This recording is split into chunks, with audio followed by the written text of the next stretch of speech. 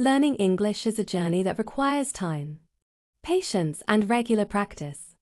Many people think English is very hard, but in reality it becomes easy when you practice step by step by step. The first thing you should do is start with small words and short sentences. Reading simple storybooks and easy articles will help you to understand basic grammar and vocabulary. Speaking is another important part of learning English.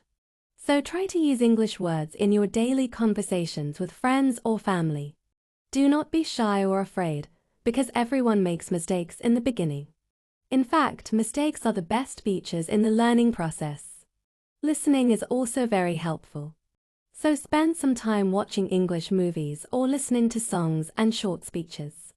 If you listen carefully and repeat the words many times, your pronunciation will slowly improve. Writing is another powerful way to learn.